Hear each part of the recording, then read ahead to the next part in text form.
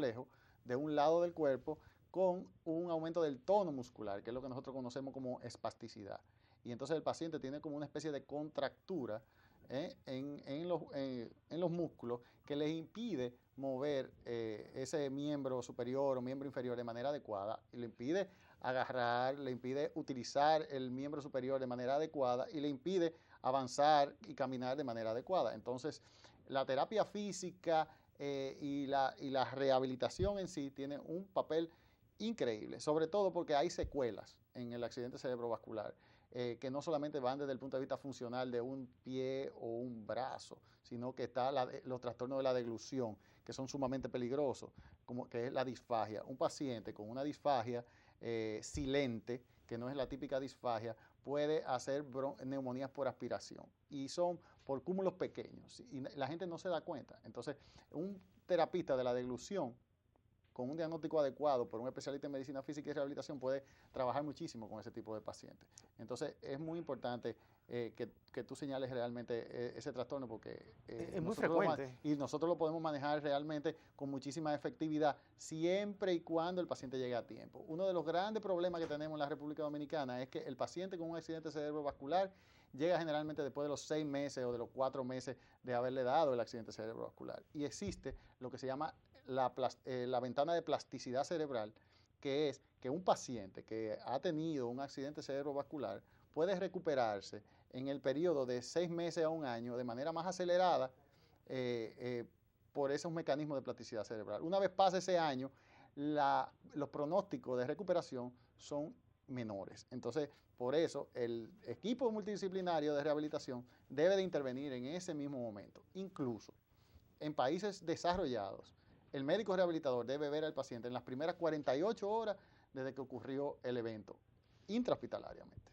Sí, mira qué bien que tú mencionas eso, porque a veces vemos un paciente así que puede tener, como tú bien dices, una espasticidad o puede tener deficiencias motoras, quizás vamos a suponer en el brazo derecho, pero nosotros no pensamos que para deglutir o para comer alimentos, pues puede tener algo interno. Y fíjate bien lo que tú dices ahora, que quizás pues puede tener hasta neumonía por aspiración por el hecho de no también estar afectado internamente. Exactamente.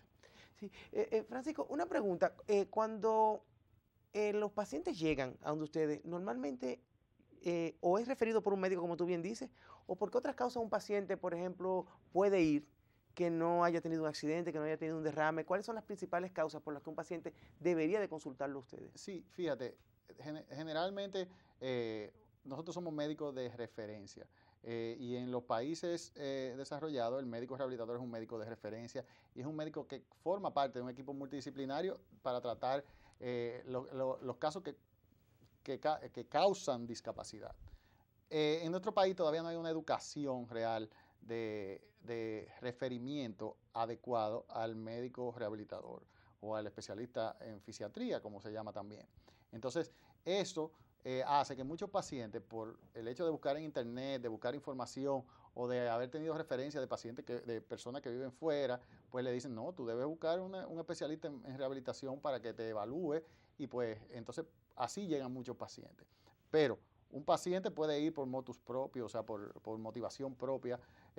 Por ejemplo, un paciente con un dolor lumbar intenso, que es la causa más frecuente de mi consulta, por ejemplo, o un paciente con un dolor de hombro que lo incapacita, definitivamente es un paciente que perfectamente podría ser evaluado de primera instancia por un médico especialista en rehabilitación.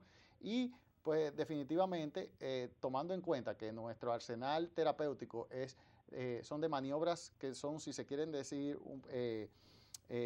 no invasivas, pues el paciente se siente mucho más en confianza de saber que tiene una opinión clínica y biomecánica de su problema. Sí, sabes que nosotros en este programa siempre hablamos con nuestros televidentes del hecho de que cuando tienen algún tipo de patología o de afectación en su cuerpo, pues que acudan normalmente a un médico, porque aquí tenemos la mala costumbre de que el dominicano o el ser humano en general tiende a automedicarse. Y si tiene algo, dice, bueno, a esta persona le funcionó este medicamento, yo me lo voy a tomar. Quizá en estos casos podemos ver que una persona tenía un dolor en el hombro, no, mira, yo me tomé tales calmantes y se lo recetan y esa persona se lo toma, sin pensar que lo que tiene puede ser un problema mecánico, un problema diferente a lo que tú estás. Claro, yo le digo en la universidad a los estudiantes muchas veces que hay que tener mucho cuidado con los dolores de espalda, con los dolores de hombro y con muchísimas cosas, porque un dolor de espalda, como yo le digo, puede ir desde un aneurisma disecante de la aorta abdominal hasta un cáncer por una metástasis de un cáncer de próstata, o sea, un problema metastásico por un cáncer de próstata.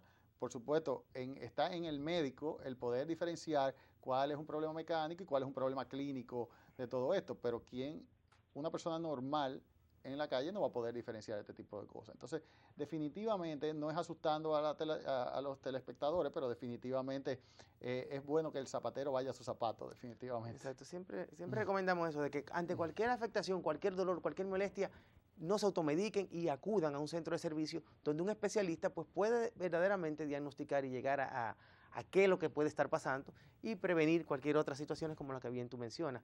Francisco, vamos a ir un momento a una pausa y vamos a regresar en breve porque queremos que nos explique más sobre esta especialidad y sobre cuáles pueden ser las causas de las que la mayoría de los dominicanos pues podemos estar sufriendo de estas molestias y estos trastornos físicos y que podemos necesitar quizás rehabilitación sin saberlo en este momento. Volvemos en breve en su programa Bajo el Microscopio.